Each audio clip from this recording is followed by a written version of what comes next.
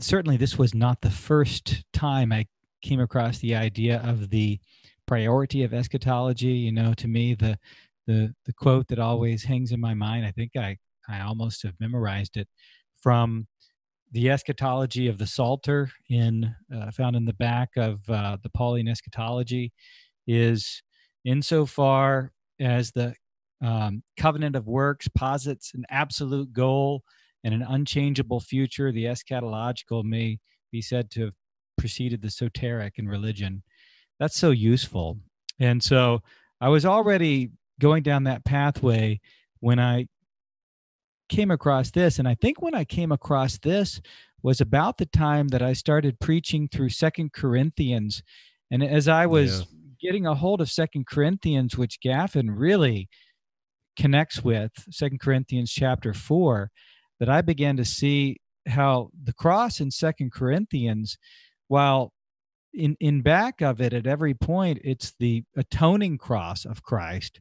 Really, what's up front and center is the cross of Christ for the Christian in Second Corinthians. And I hadn't come to grapple with that as much as I should have before then.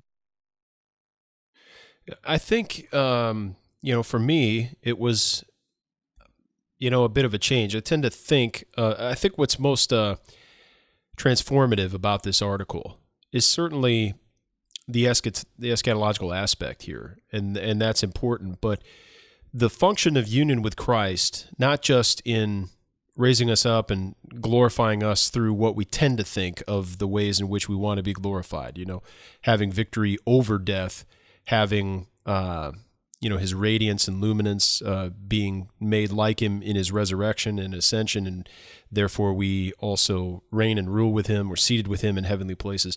All of that is absolutely central and true, but we at least I tended to think of death merely as something you're forced to kind of go through to get this other thing. And so there's a separation of death and resurrection, so that death is a necessary evil, and you just kind of got to get through it in order to receive the glories to come. But there's two advancements beyond this that I think it's helpful for us to understand, and what Gaffin describes within this article. Now, one better way to approach this is certainly to see that death and the conformity to Christ in his death is the means by which we will enter into glory. So it's not only a pattern of life that we must be conformed to his sufferings first, so that we too can be conformed to his subsequent glories. That is absolutely central and true as well. But Gaffin goes even further to describe how the death and the sufferings themselves are the participating in Christ's glory now. So it, in a sense, is a different mode or a different kind of form of existence. I want to read at least a little quote here. I put an asterisk and a exclamation and then 3 exclamation points. So this is a 3 exclamation point note. That's exceedingly rare in my readings here. So we're going to speak about 2 Corinthians 4 here as you have, but there's another passage we need to go back to at 1 Peter 4. But 2 Peter 4, Dr. Gaffin says, rather the and explicates there. So meaning it does not mean that the fellowship of his sufferings. It's talking about the fellowship. Well, I should back up a bit just for context. Rather, taking in verse 11, Paul knows himself to be enclosed in a circle of resurrection. He's already raised with Christ and experiences resurrection power in order that he might attain to the resurrection of the dead.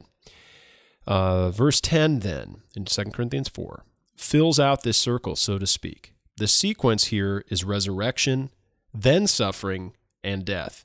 It is crucial to see the force of the conjunction "and" in the expression, the power of his resurrection and the fellowship of his sufferings. It does not mean that the fellowship of his sufferings is some other additional reality in our experience than the power of his resurrection.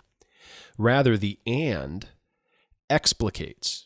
It tells us, together with 2 Corinthians 4, 10, and 11, that the power of Christ's resurrection is realized just as the fellowship of his sufferings and conformity to his death.